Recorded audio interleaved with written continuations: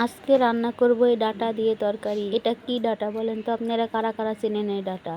কমেন্টে অবশ্যই জানাবেন। আর অবশ্যই ভিডিও দেখা শুরুতে একটা করে লাইক দিয়ে দিবেন। আর যারা ফেসবুক থেকে ভিডিওটি দেখছেন তারা অবশ্যই শেয়ার করে দিবেন, বেশি বেশি শেয়ার করে দিবেন। আসসালামু আলাইকুম, সবাই কেমন আছেন? আল্লাহর রহমতে আমরাও ভালো আছি। দূরে এবং কাছে থেকে যারা আমার ভিডিও দেখছেন সবাইকে শুভেচ্ছা, অভিনন্দন আমার এই চ্যানেলে। আজকে সকাল থেকে ভিডিও করতে পারিনি, শরীরটা খুব খারাপ যাচ্ছে। তো এখন প্রায় 11টা বাজে, এখন থেকে ভিডিওটা শুরু করলাম। তো আমরা গ্রামের মানুষ, গ্রামে রান্না বান্না, সাধারণ রান্না বান্না গুলোই আপনাদের কাছে ভিডিওর মাধ্যমে শেয়ার করি। তো আমার কোনো হেল্পিং হ্যান্ড নাই যে ভিডিওটা কেউ ধরে দিবে, এরকম কিন্তু কেউ নাই। আমি একা একাই ভিডিও করি, এক হাতে মোবাইল ধরে আরেক হাতে এইগুলা করি। এই জন্য আমার ভিডিওটা হয়তো বা একটু দেখতে খারাপ লাগে, একটু হয়তো বা কাঁপাকাঁপি করে।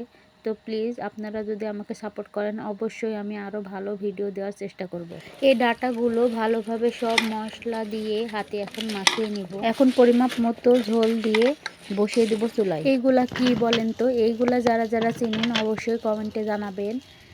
এইগুলা আমরা গ্রামের মানুষ অনেক পছন্দ করি, খেতেও কিন্তু অনেক মজা হয়। তরকারির সাথে রান্না করে এগুলো খেতে হয়। তো এইগুলা এখনও ভাজিনি, এইগুলা কিন্তু তরকারিতে দেওয়ার আগে ভালোভাবে ব্রাউন কালার করে ভেজে নেব। এইগুলা কিন্তু আমি হাতে মাখানো ওই ডাটা তরকারিতে দেব না, এইগুলো আমি সাজনার তরকারিতে দেব। সাজনা, আলু, মাছ এইগুলো দিয়ে এই বড়িটা এটা রান্না করলে কিন্তু খেতে খুব মজা লাগে। তো এখন এই তরকারিটা কষিয়ে নেবো। আর এটার সাথে তরকারিগুলো কিন্তু ভালোভাবে কষিয়ে নিতে হয়। আমি আলাদাভাবে মাছ কষিয়ে নিই, কিন্তু আজকে মাছটা তাজা মাছ ছিল এই জন্যে আর আলাদাভাবে কষিয়ে নিই, তরকারির সাথে একসঙ্গে দিয়ে কষিয়ে নিই। আপনারা হয়তো বা মনে করবেন এটা আবার কী ধরনের রান্না, একসাথে দিয়ে একসাথে কষিয়ে নিচ্ছে আলাদাভাবে, এটা কি খাওয়া যাবে, খাওয়ার মতো, খাওয়ার উপযোগী না, এরকম ভাববেন হয়তো বা। কিন্তু আমি আপনাদেরকে প্রথমেই বললাম যে গ্রামের সাধারণ রান্নাগুলোই আপনাদের মাধ্যমে আমি দেখাই। আমি আলাদা কোনো রান্না মানে ভিডিও করার জন্য আলাদাভাবে কোনো রান্না করে আপনাদের দেখাই না। আমি যেইভাবে রান্না করি সাধারণ রান্না, সেইগুলোই আপনাদের সাথে শেয়ার করি। আমি কিন্তু এখনই ডাল বড়িগুলো দিব না, এখানে এই তরকারিগুলো ভালোভাবে কষিয়ে নেব। এই তরকারিগুলোর কাঁচা ভাব, কাঁচা গন্ধটা যাওয়া পর্যন্ত কষিয়ে নেব। আর ওই পাশে হাতে মাখানো ওই ডাটা তরকারিগুলো বসিয়ে দিয়েছি, মানে হাতে মাখিয়ে বসিয়ে দিয়েছি। ওটা আর কিছু করা লাগবে না, শুধুমাত্র মাঝে মাঝে একটু করে নেড়ে চেড়ে দেবো। আর লবণটা দেখলেই তো তরকারিটা রান্না হয়ে যাবে পরিমাপ মতো, মানে ঝোলটা একটু শুকিয়ে আসলেই কিন্তু এই তরকারিটা রান্না হয়ে যাবে। আলহামদুলিল্লাহ এখন বলক উঠে গেছে তরকারিতে। দেখুন কয়েকদিন থেকে এত পরিমাণ তাপ, এই চুলার আগুনে যেন আরও তাপটা বেড়ে যাচ্ছে।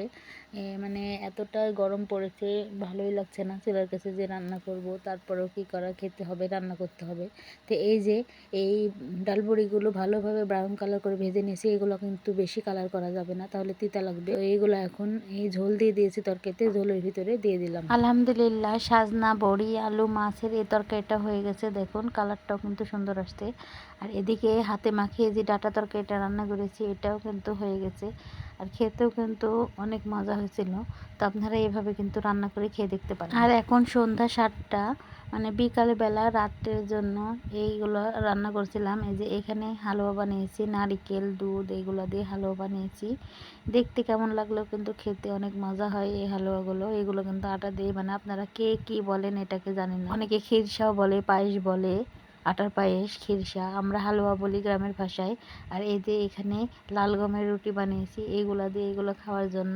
এইভাবে হালুয়া রুটি খেয়ে দেখতে পারেন, অনেক মজার একটা রেসিপি। তো আমার কিন্তু এইভাবে রুটি দিয়ে হালুয়াটা খেতে অনেক ভালো লাগে। এই রুটিগুলা গ্রামের মানুষরা বেশিরভাগই কিন্তু খেজুরের যে লালি থাকে ওই লালি দিয়ে খায়, আবার অনেকে তালের একটা লালি গুড় পাওয়া যায় ওটা দিয়েও খায়, আবার সেমাই দিয়েও ভালো লাগে, আবার এইভাবেও ভালো লাগে খেতে। দেখুন তো আমার মেয়ের জন্য জুতা নিয়েছি, আমার জন্য কেমন হয়েছে অবশ্যই কমেন্টে জানাবেন কোনটা কেমন হয়। তো আলহামদুলিল্লাহ আমার কাছে কিন্তু সবগুলোই ভালো লেগেছে। আর হালকা কালার গুলো আমার অনেক ভালো লাগে। তো আপনাদের সাথে সবকিছু শেয়ার করি, তাই এটাও শেয়ার করলাম। দূরে এবং কাছের সবার প্রতি শুভকামনা রইল। আজকের মতো এই পর্যন্ত। আল্লাহ হাফেজ সবাইকে। ভালো থাকবেন, সুস্থ থাকবেন।